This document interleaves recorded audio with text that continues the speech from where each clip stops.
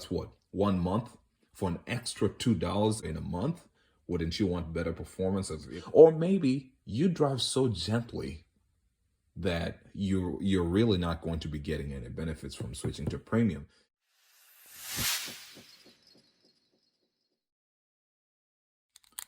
For people that like numbers, have I got a treat for you. In this video, I'll be doing some math.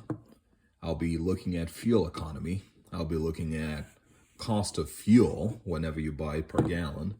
And then I'm going to tie all these together in a real world scenario, talking about, well, if I drove for a distance, say 1,000 miles, how much am I actually spending in fuel?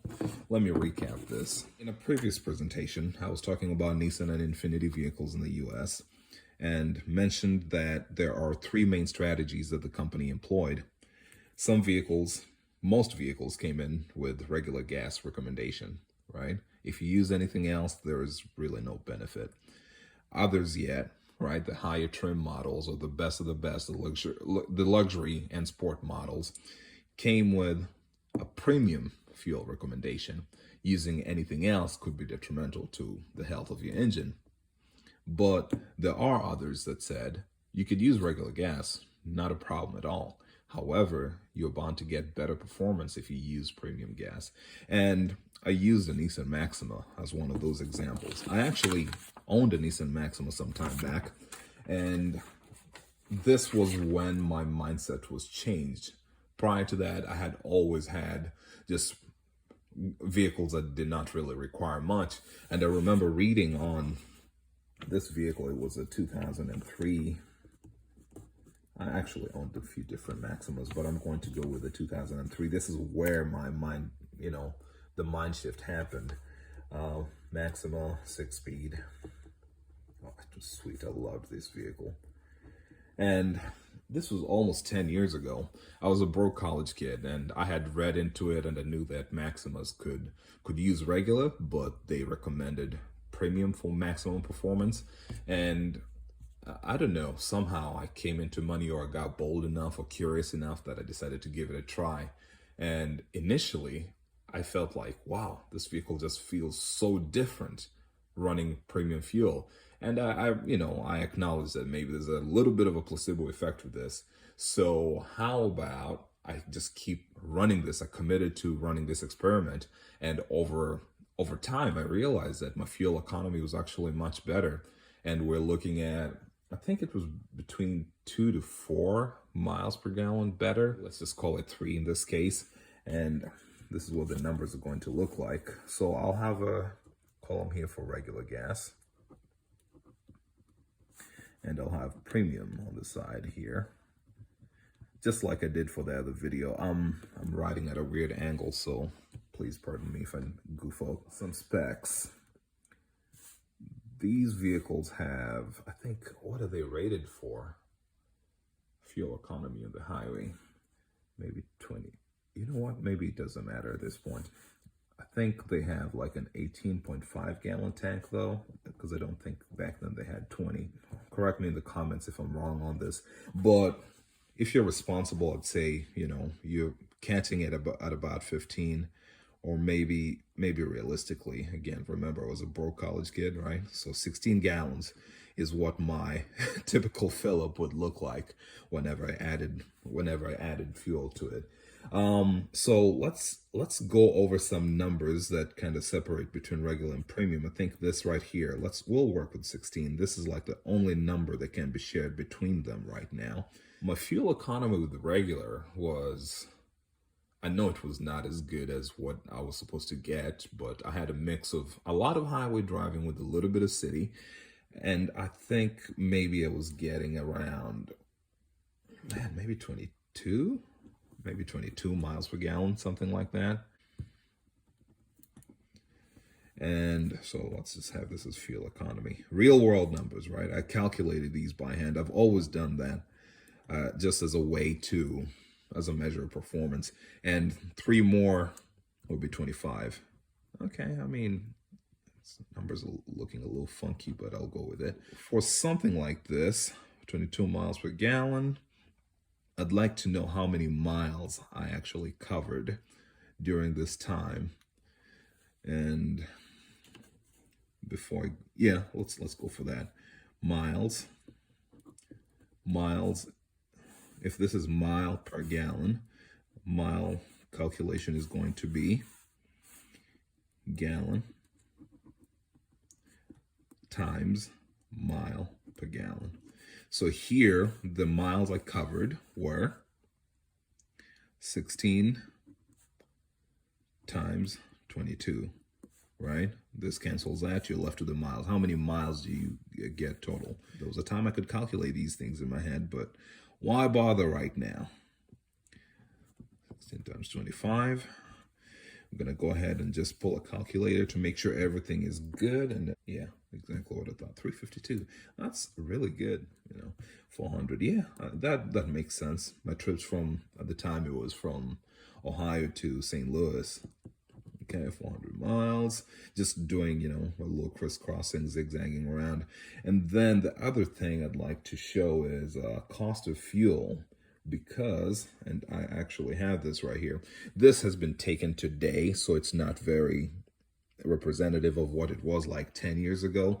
There was a time where the difference was like 60 cents more, but I think these days it's looking more like 80, no matter the state, right? But right now I'm located in Indiana, and the picture just showed right now, this was taken at Kroger with no discounts or anything applied. But I'm just going to use that.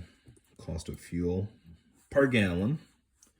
This is 4.199.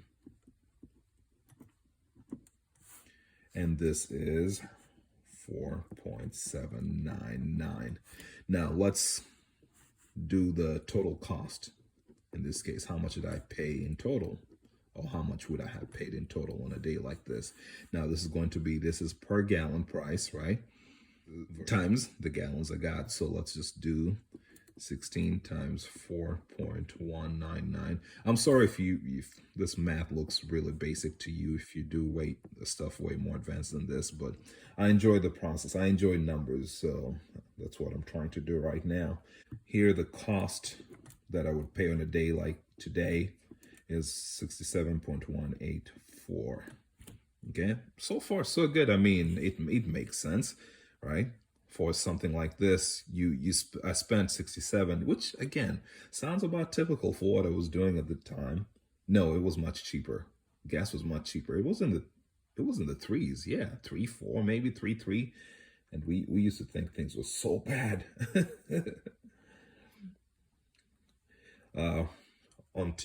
Today, I would be paying something like 76.784. Again, just multiplying these numbers. So the things that we care for most right now are this right here.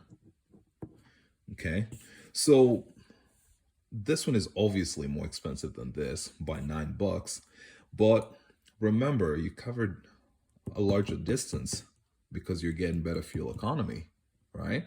Out of the 16 gallons at 25 miles per gallon, you are covering a larger distance. So what I'd like to do here is actually break it down into cost per mile. That's one way people look at numbers. And the cost per mile can get a little goofy. It's going to be in cents. So let's do cost per 1,000 miles. Okay. And the way this works is this. It says, if for 352 miles, it cost me this much, right?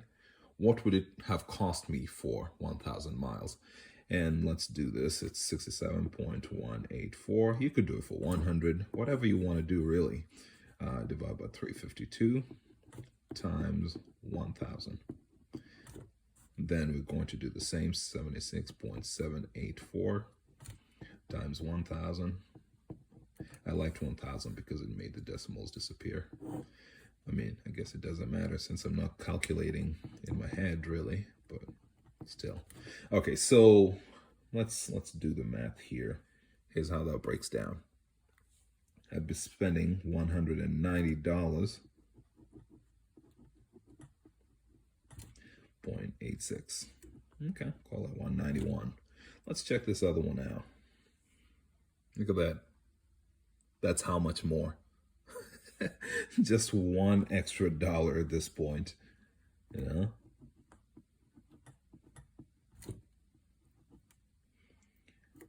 So at this point, it's pretty obvious. I mean, even on a numbers basis, right? That this is still more expensive, but it's crazy how small the difference is. Yes, I know when you paid at the pump, you felt like you were getting robbed. You every time you're paying at the pump, you're paying an extra $9. But again, if you're doing this right, you're not stopping at the pump as often, you know? So it's pretty interesting. But again, on an absolute basis, this one is already more expensive. Why would you even bother considering premium in this case? The answer is refinement. It just, they feel better, they run better, more efficiently. And if you're the kind of person that likes to tune your vehicle, I mean, this is an extra performance boost right there for an extra $2, barely an extra dollar.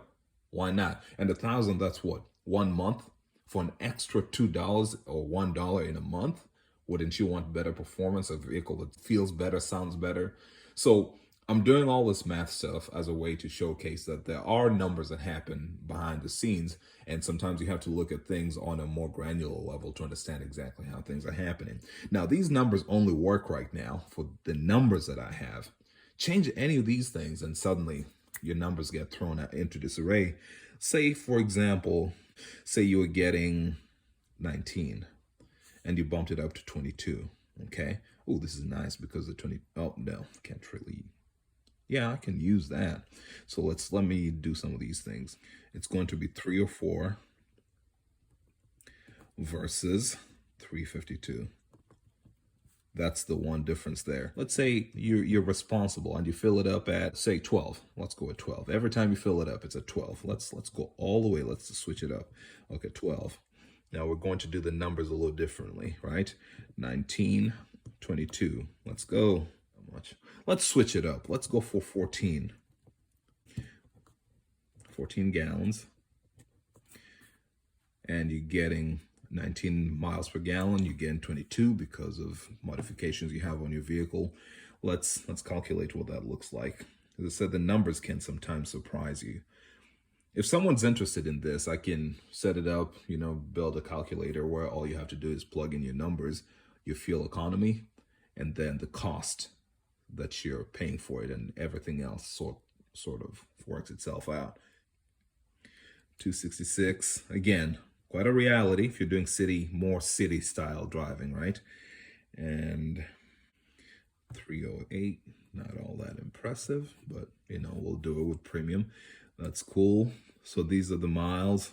Cost, again, with this being constant, you're not just going to multiply this by 14 and then this one here by 14, right? We're using 14 gallons. The cost is going to be 58.786 versus 67.186. It's funny, again, it's like just barely $10, difference of like $9 in between, right? Okay, then this is the total cost, right? So these are the numbers that we care for. How much did you pay at the tank? And the 266 will be important. And really, that's about it, because we're going to divide these two numbers. So down here, what I'm going to get is I paid 58. I'm going to do it on a 1,000 mile basis, right? So let's just do it as 58. Follow the math. I just used three zeros to cancel out the 3 decimals, right?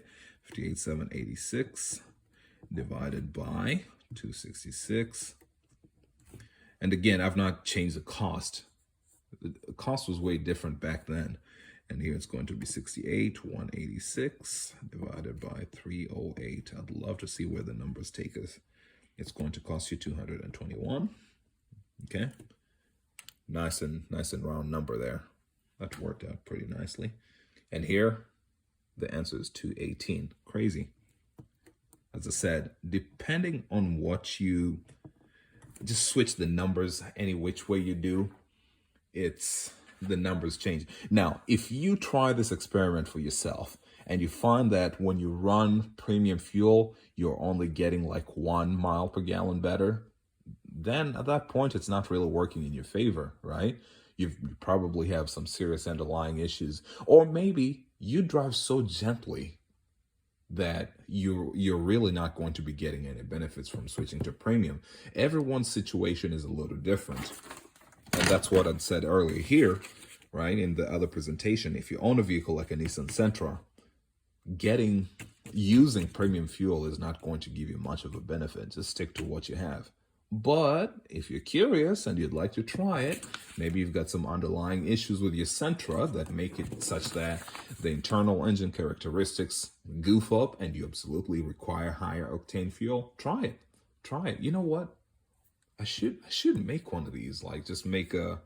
I know the calculators exist out there, but for people that would like to engage with it in a Nissan format, I'll look into it, what it takes to build an online calculator. So all you have to do is, and we'll probably make it very simple. Tell us how many miles you covered, and then how much fuel you put in and how much it cost you. That's about it.